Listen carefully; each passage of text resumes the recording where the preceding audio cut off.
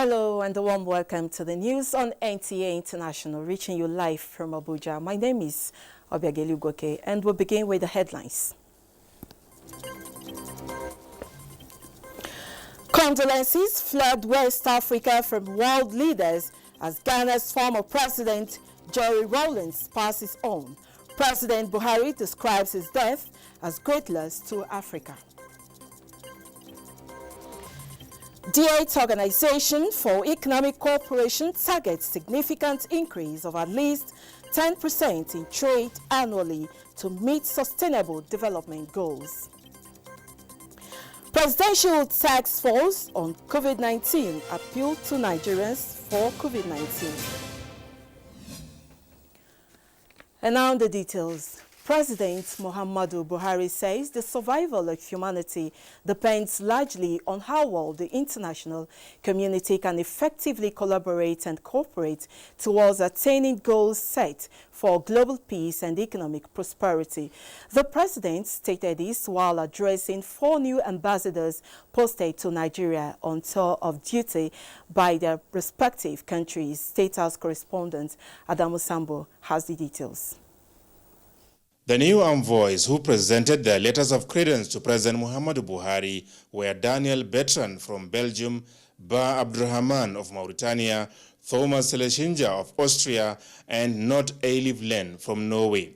With this historic and remarkable event, the ambassadors have formally begun diplomatic responsibilities in Nigeria as defined by the provisions of the time-honored Vienna Convention.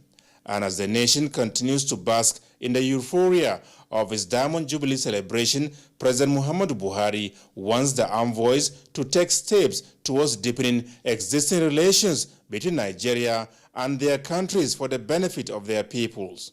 Nigeria enjoys very good bilateral relations with your respective countries and has collaborated at the multilateral level to achieve targets set by several international conventions and treaties established by our respective nations. We need to enhance the existing cordial relations between us in the interest of our peoples and countries. Nigeria is ready to pursue broader dialogue as well as enhance cooperation and collaboration on the basis of constructive mutual respect and a shared vision for our future. Nigeria, President Buhari explains, shares common problems of insecurity, impact of climate change, and socio-economic challenges common amongst nations, saying, however, that efforts are being intensified by its administration towards overcoming these difficulties. As a global family, we are impacted by several other common challenges like terrorism, insurgency, climate change, population explosion, human trafficking, corruption, poverty, and now the global health pandemic, which coronavirus represents, considering its mayhem across the world. All these challenges underscore the need for the international community to make concerted efforts at resolving them in the interest of our common humanity. The president also made a case for the international community and investors to take advantage of the country's diversity in human and natural resources for investment. Responding on behalf of the new envoys, Ambassador Daniel Bertrand of Belgium promised to make their stay in Nigeria more eventful and result-oriented. I would like also to tell you that we are at your disposal in order to go ahead, to strengthen, to narrow our bilateral ties, not only in the economic and commercial fields, but also in the political and cultural fields. All the new envoys were earlier on arrival at the State House treated to a befitting diplomatic welcome by officers and soldiers of the Presidential Guards Brigade. From the State House, Adamu Sambu, NTA News. And on the fight against human trafficking, the United States of America is once again expressing its readiness to collaborate with the Palace of the Oba of Benin in the fight against human trafficking and the promotion of youth empowerment. The political and economic chief, U.S. Consulate in Lagos, Mr. Brendan Hotspur, was speaking when he led the U.S. mission delegation on a courtesy visit to the Oba Ewuare II. Goodluck Enaine reports.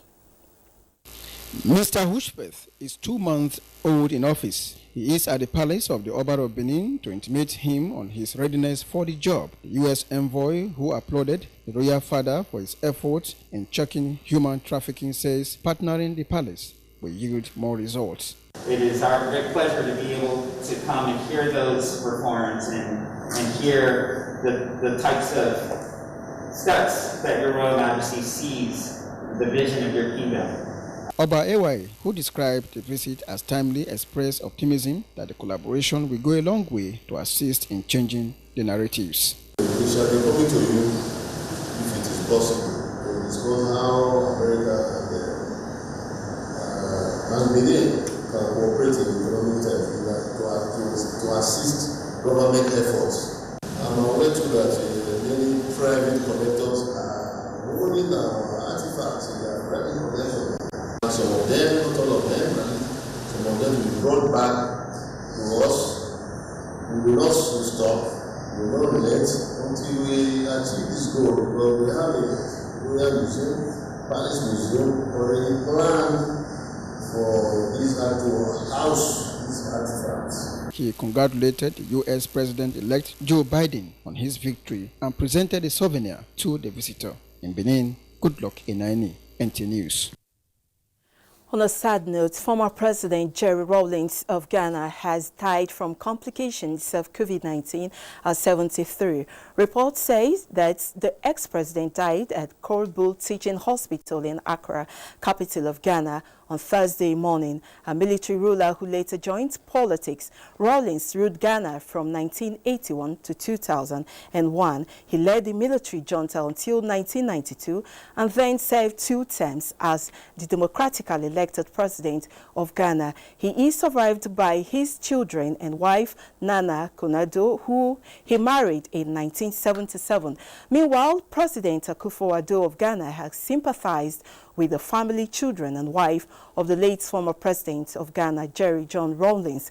He has also directed Ghana's national flag to fly at half-mast for the next 7 days and also declared 7 days mourning from Friday 13th November to Friday 28th of November. President Akufo-Addo has in the mood suspended political campaigns within the period. In his words, he says, a great tree has fallen and Ghana is poorer for this loss. In the meantime, President Muhammadu Buhari condoles the government and people of Ghana over the passing of the country's former president, Jerry Rollins, at the age of 73. He affirms that Africa will surely miss the sterling qualities of the great leader and believes the passion, discipline, and moral strength that the former Ghanaian leader employed to reposition his country. The president notes with commendation the unique role the former president played in strengthening political institutions in his country and Africa.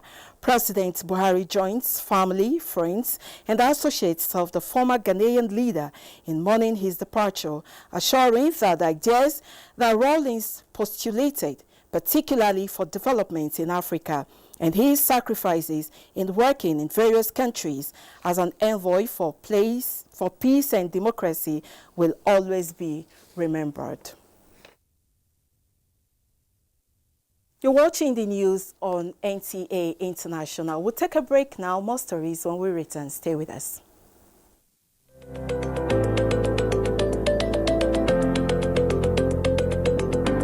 My name is Nando Jamda Muhammad. Stevita Hussein Musa. Rodina Joel Finji. Sayyid Musa. John. I'm a carpenter. I've been doing this for more than 8 years now. Ina sai da plantain na kai kimamin shekara uku. I've been selling my tomatoes for about 10 years now, and I do it for a better Nigeria. And I do it for a better Nigeria. Ina wannan sana'ar lemu ne domin Najeriya ta ci gaba. Ina sa domin Najeriya ta kyau. And you can see how we're doing our small little work to make Nigeria great. As you can see, I'm a technician and I'm doing it to help myself and to help my generation. Ina zaune ne a Plateau na business. Kuma ina yin wannan domin ci gaban ƙasar Najeriya. For a better Nigeria. This message is from the National Orientation Agency.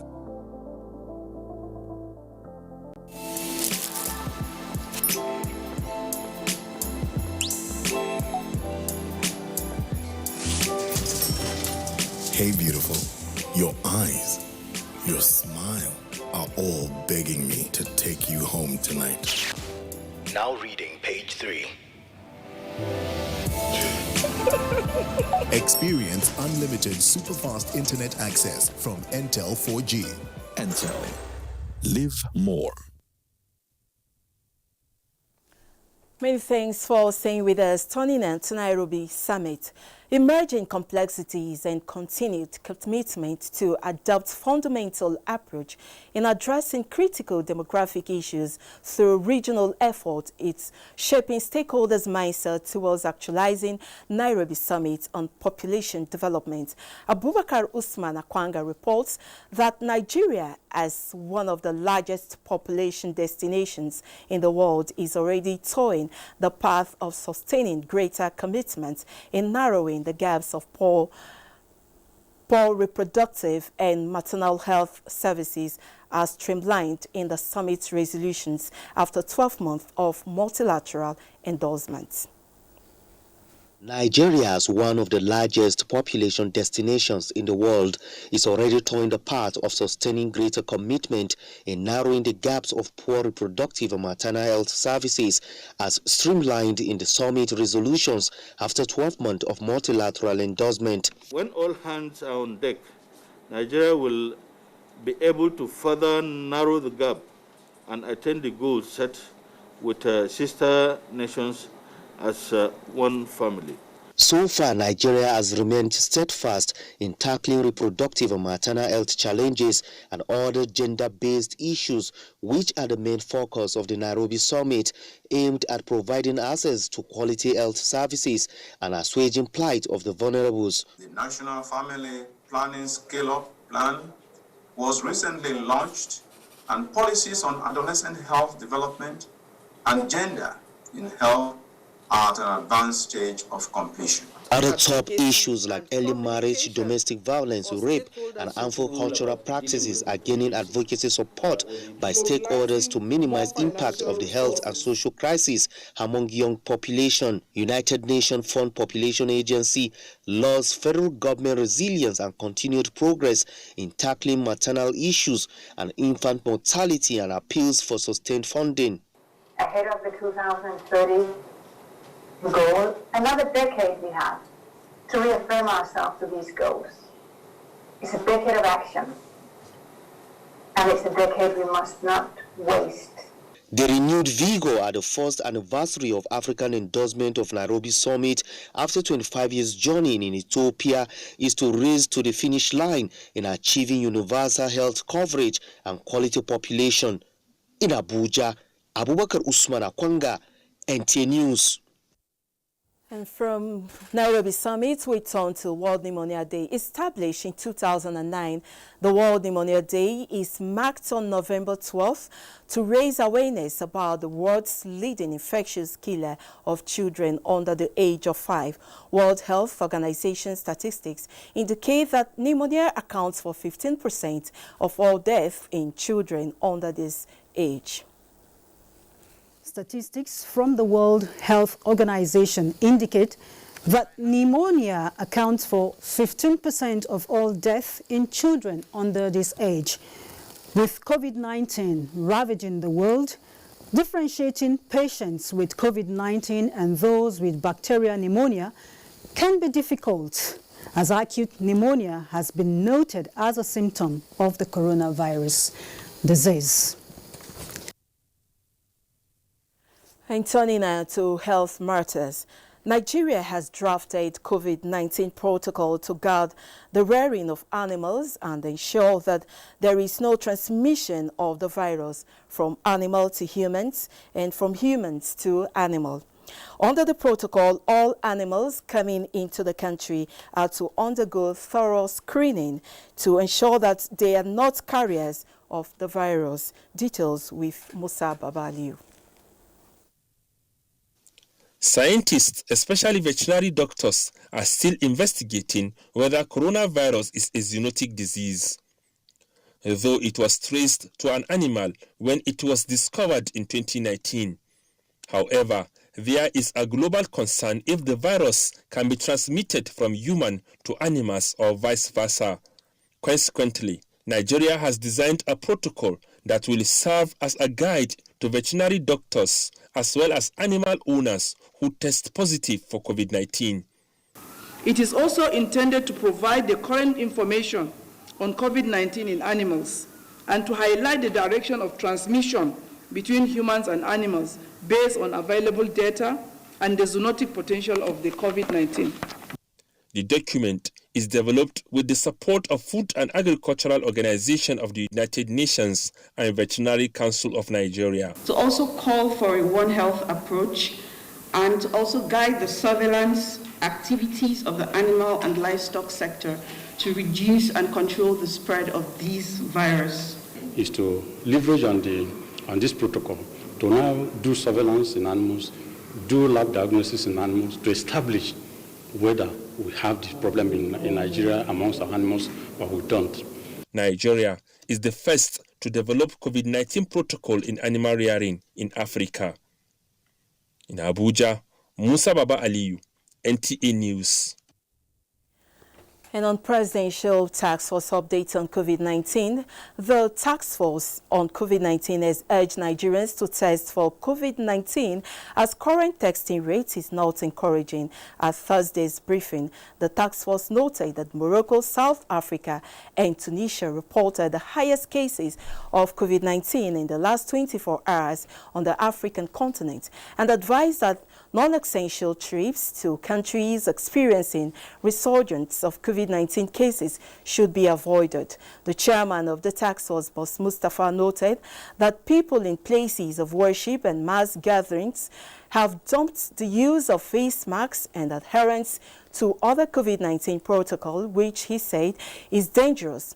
Minister of State Health, Dr. Olarunumbe Mamore, said the number of active COVID-19 cases in Nigeria is reducing and recovery rate is increasing, adding that Ministry of Health is keeping tabs on Lassa fever, yellow fever and other infectious diseases while still containing COVID-19. PTF commiserated with the present government and people of Ghana over the death of former Ghanaian President Jerry Rollins. And on sports, Super Eagles battle ready for Lone Stars of Sierra Leone in 2021 AFCON qualifiers. Ayodeji Makinde has these and more on sports updates.